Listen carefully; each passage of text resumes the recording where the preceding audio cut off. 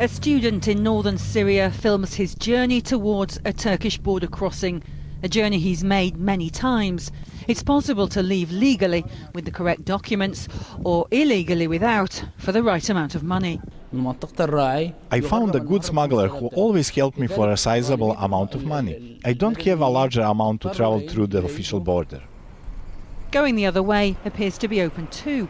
Al Jazeera secretly spoke to a man at one border crossing who said he is a smuggler.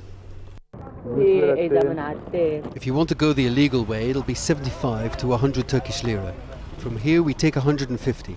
He just has to jump over the fence and he'll be across the border. He'll walk next to the trucks. He gives 1,000 lira to the Syrian driver and he'll pick him up. Will the border close? Every day.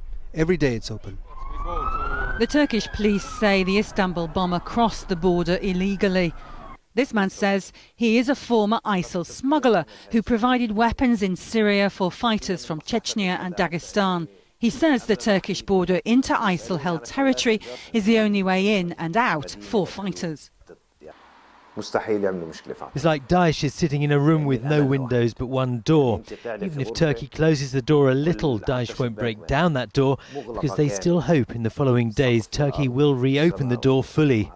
The houses in the distance are in ISIL-controlled territory in Syria, and it's the 100-kilometre stretch to the east of here along the border that is effectively the front door to Turkey and Europe for ISIL fighters. The United States had called on the Turkish government to station a 30,000-strong border patrol there, but Turkey said it couldn't afford the spare troops.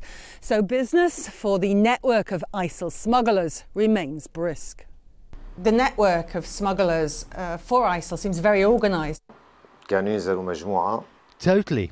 Groups come freely into Istanbul. They travel by bus, not planes, to Kilit or Eyhanli via Gaziantep, where they meet up. There's a man responsible for managing hotel bookings and their transport, and another for entry into Syria. 68 ISIL suspects have been detained across Turkey since the Istanbul attack. The Interior Minister says Turkey is committed to tracking down ISIL sympathisers as part of the government's anti-terrorism operation.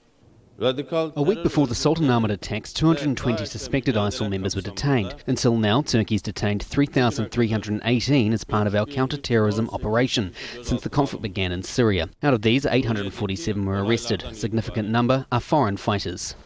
Sealing the border completely is a tall order for Turkey. It's the first port of call for Syrians trying to escape the humanitarian disaster of the civil war.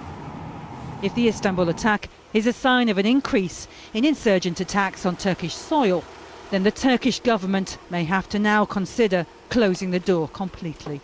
Sue Turton, Al Jazeera, Istanbul.